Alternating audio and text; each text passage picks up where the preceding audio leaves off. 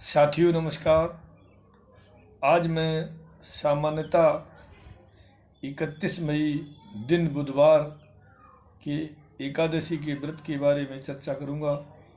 सामान्यतः व्रतों में सर्वोपरि एकादशी व्रत कहा गया है। जैसे नदियों में गंगा और प्रकाशक तत्वों में सूर्य और देवताओं में भगवान विष्णु की प्रधानता है, वैसे ही व्रतों में एकादशी व्रत की प्रधानता है। एकादशी व्रत के करने से सभी रोग दोष शांत होकर लंबी आयु, सुख, शांति और समृद्धि की प्राप्ति होती है। साथ ही मनुष्य जीवन का उद्देश्य भगवत प्राप्ति भी होती है। युधिष्ठिर ने कहा, जनार्दन, अपरा का सारा महात्म्य मैंने सुन लिया है। अब ज्येष्ठ के शुक्ल पक्ष में जो एकादशी हो उसका वर्णन कीजिए। भगवान श्री कृष्ण बोले, राजन, इसका वर्णन परम धर्मात्मा सत्यवती नंदन व्यास जी करेंगे, क्योंकि ये संपूर्ण शास्त्रों के तत्वज्ञ और वेद वेदांगों के पारंगत विद्वान हैं। तब वेद व्यास जी कहने लगे, दोनों ही पक्षों की एकादशियों को भोजन न करें। द्वादशी को स्नान आदि से पवित्र हो, फूलों से भगवान केशव की पूजा करके नित्य कर्म समाप्त होने के पश्चात पहले ब्राह्मणों को भोजन देकर अंत में स्वयं भोजन करें। राजन, जनना शौच और मरणा शौच में भी एकादशी को भोजन नहीं करना चाहिए। यह सुनकर भीमसेन बोले, परम बुद्धिमान पितामह, मेरी उत्तम बात सुनिए। राजा युधिष्ठिर, माता कुंती, द्रौपदी, अर्जुन, नकुल और सहदेव ये एकादशी को कभी भोजन नहीं करते हैं तथा मुझसे भी हमेशा यही कहते हैं कि भीमसेन, तुम भी एकादशी को न खाया करो। किंतु मैं इन लोगों से यही कह दिया करता हूँ कि मुझसे भूख नहीं सही जाएगी।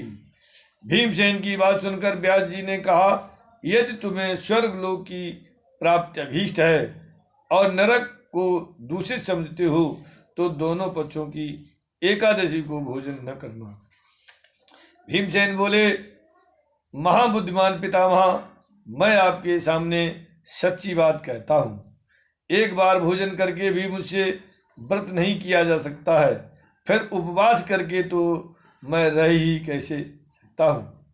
मेरे उदर में ब्रक नामक अग्नि सदा प्रज्वलित रहती है, अतः जब मैं अधिक खाता हूँ तभी यह शांत होती है। इसलिए महामुने, मैं वर्ष भर में केवल एक ही उपवास कर सकता हूँ, जिससे स्वर्ग की प्राप्ति सुलभ हो तथा जिसके करने से मैं कल्याण का भागी हो सकूं। ऐसा कोई एक व्रत निश्चय करके बताइए, मैं उसका यथोचित रूप से पालन करूंगा। व्यास जी ने कहा कि भीमसेन, ज्येष्ठ मास में सूर्य वृष राशि पर हो या मिथुन राशि पर या शुक्ल पक्ष में जो एकादशी हो उसका यत्न पूर्वक निर्जल व्रत करो। केवल कुल्ला या आचमन करने के लिए मुख में जल डाल सकते हो, उसको छोड़कर और किसी प्रकार का जल विद्वान पुरुष मुख में न डाले, अन्यथा व्रत भंग हो जाता है। एकादशी को सूर्योदय से लेकर दूसरे दिन के सूर्योदय तक मनुष्य जल का त्याग करे तो यह व्रत पूर्ण होता है। तदनंतर द्वादशी को निर्मल प्रभात काल में स्नान करके ब्राह्मणों को विधिपूर्वक जल और सुवर्ण का दान करे। इस प्रकार सब कार्य पूरा करके जितेंद्रिय पुरुष ब्राह्मणों के साथ भोजन करे। वर्ष भर में जितनी एकादशियां होती हैं उन सब का फल निर्जला एकादशी के सेवन से मनुष्य प्राप्त कर लेता है, इसमें तनिक भी संदेह नहीं है। शंख, चक्र और गदा धारण करने वाले भगवान केशव ने मुझसे कहा था कि यदि मानव सबको छोड़कर एकमात्र मेरी शरण में आ जाए और एकादशी को निराहार रहे तो वह सब पापों से छूट जाता है। एकादशी व्रत करने वाले पुरुष के पास विशालकाय, विकराल आकृति और काले रंग वाले दंड पासधारी भयंकर यमदूत नहीं जाते हैं। अंतकाल में पीतांबरधारी, सौम्य स्वभाव वाले, हाथ में सुदर्शन धारण करने वाले और मन के समान वेगशाली विष्णु दूत आकर इस वैष्णव पुरुष को भगवान विष्णु के धाम में ले जाते हैं। अतः निर्जला एकादशी को पूर्ण यत्न करके उपवास करना चाहिए। तुम भी सब पापों की शांति के लिए यत्न के साथ उपवास और श्री हरि का पूजन करो।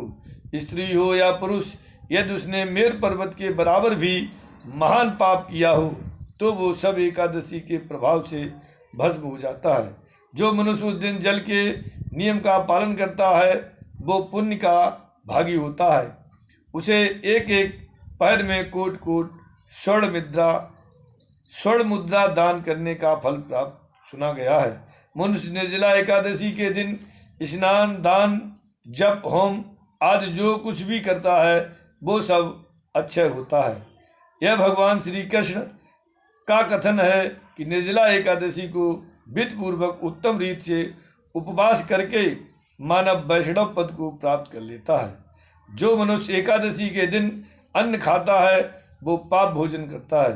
इस लोक में वो चांडाल के समान है और मरने पर दुर्गति को प्राप्त होता है। जो ज्येष्ठ के शुक्ल पक्ष में एकादशी को उपवास करके दान देंगे वे परम पद को प्राप्त होंगे।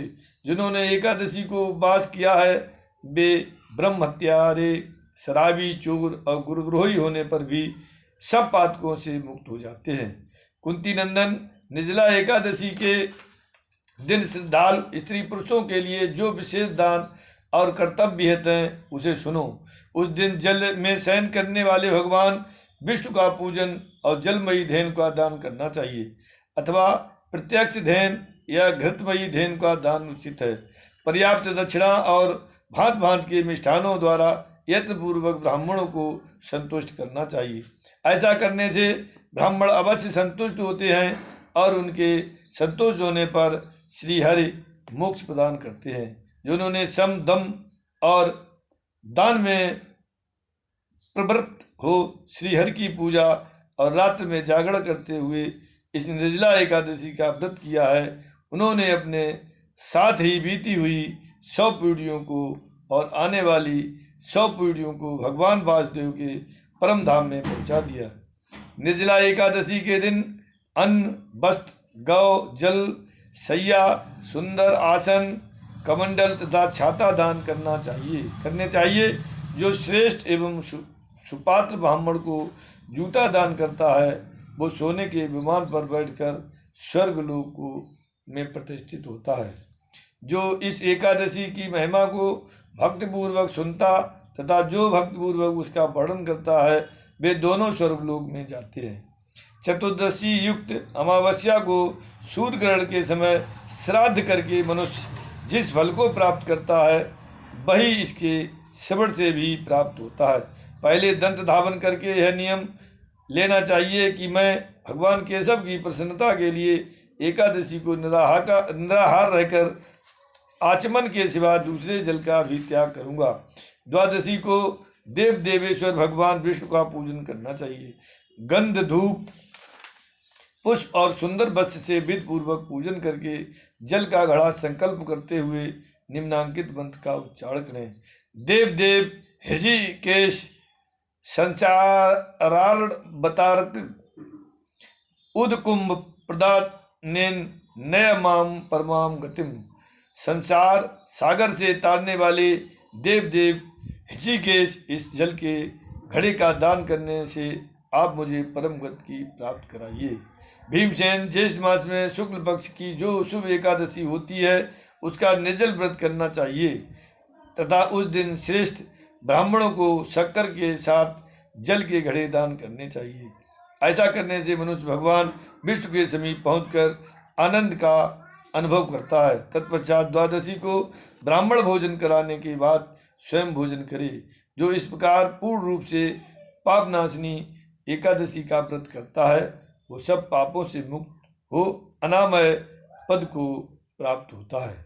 यह सुनकर भीमसेन ने भी इस शुभ एकादशी व्रत आरंभ कर दिया।